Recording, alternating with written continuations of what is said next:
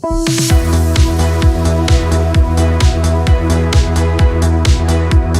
is three of many.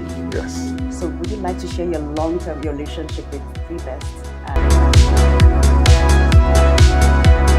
ThreeBestRated came into my life when I needed it the most. That was the year.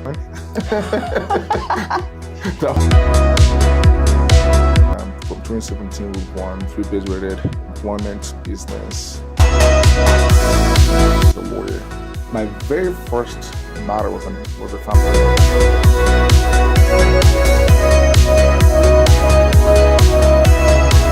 Thank you for taking the time to interview with me today. Absolutely.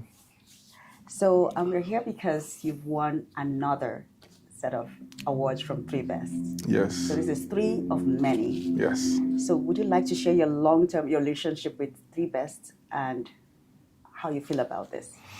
ThreeBestRated came into my life when I needed it the most. That was the year I bought the firm.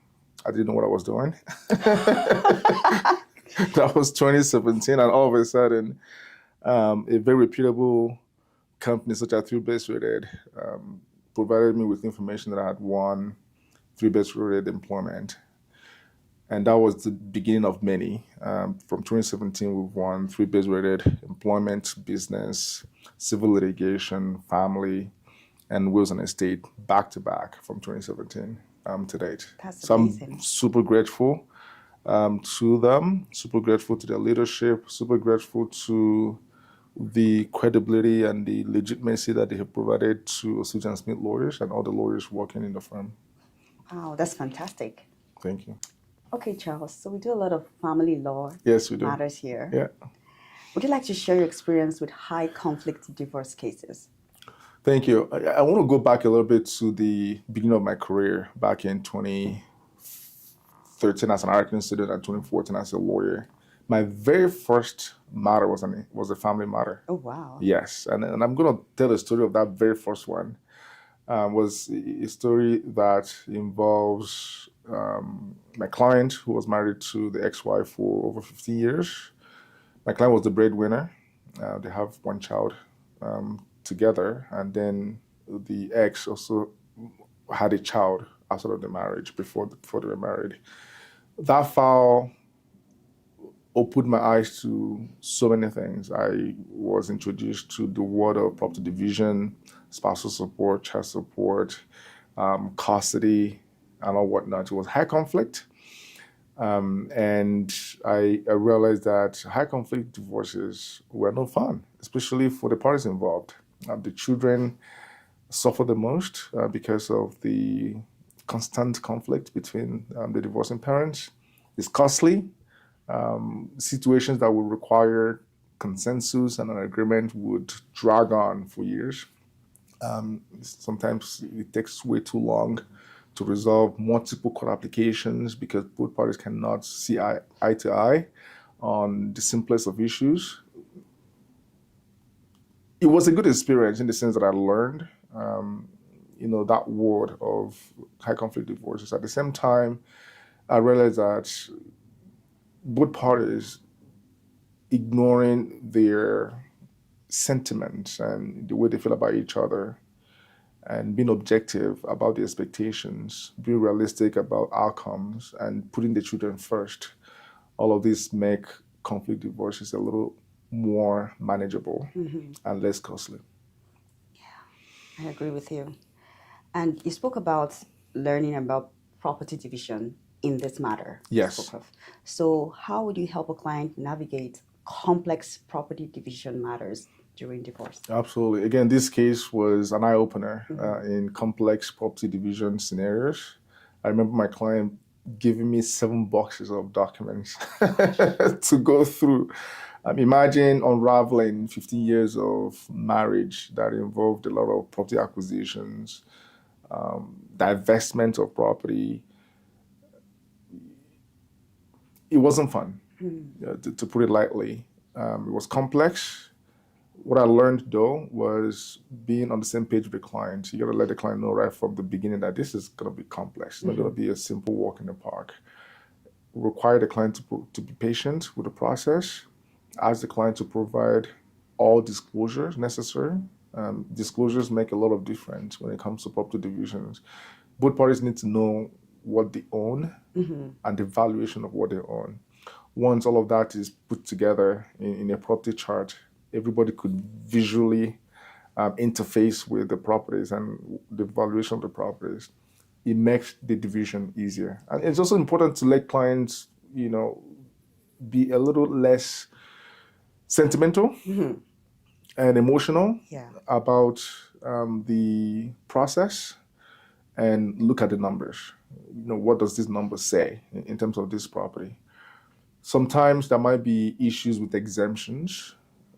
Exemptions would apply to properties acquired before the marriage, properties gifted by third parties during the marriage, insurance damages, or inherited properties. If you are representing a client who has exemptions, you have to work with the client to provide proof of those exemptions. Yes. In law, they call them tracing documents. Your client needs to be able to provide you with the documents that support any claim for properties acquired before the marriage. Once you do that, you also have to provide proof of the value of the properties entering into the marriage and remaining in the properties at the time of division. These are complex areas that a lawyer should be careful walking their client through, and the client in turn should provide supporting evidence to justify the exemption claims. So exemption seems to be one of the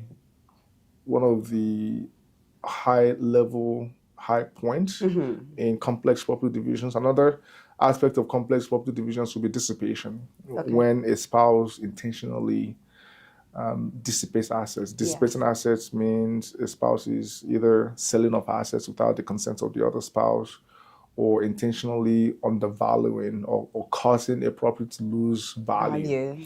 Simply to get at the other spouse or to gain an undue advantage. Those two areas need to be carefully looked at with supporting evidence and less sentiment and more objectivity. And in the best interest of the children. Yes. At the end of the day, interest of the children would come first, but that mostly comes in the scenario of custody determination. But when it comes to property, it's really about the numbers. Okay. Thank you so much, Charles. And the last question on family is, what advice do you have for individuals considering divorce in Calgary? I have a lot to say to them. First, prioritize conversation and negotiation first over adversarial litigation. I would always recommend to my clients to go back to their spouses and see how much they can resolve between themselves before involving lawyers. That would reduce a lot of cost. Sometimes some of these issues could be resolved by both parties just sitting down together and say, look, this is what's happening. Here's what I think about this. What do you think?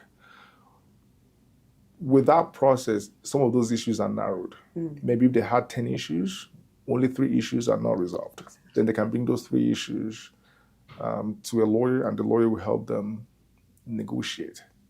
In Osuji and Smith, we always prioritize negotiation versus adversarial process. We go to court only when we must go to court. We're not shy of going to court. Not at all. No, we're not shy of that. However, we prioritize clients' cost-saving opportunities. And if we run out of those opportunities, then we have to go to a judge and deal with it. So I would recommend divorcing spouses to talk to each other, see how much they can resolve between themselves. And if they reach an impasse, then they can talk to lawyers. And when they come to lawyers, including us, we would also prioritize negotiation before we go to court. That's fantastic, Charles. Thank you so much. Thank you.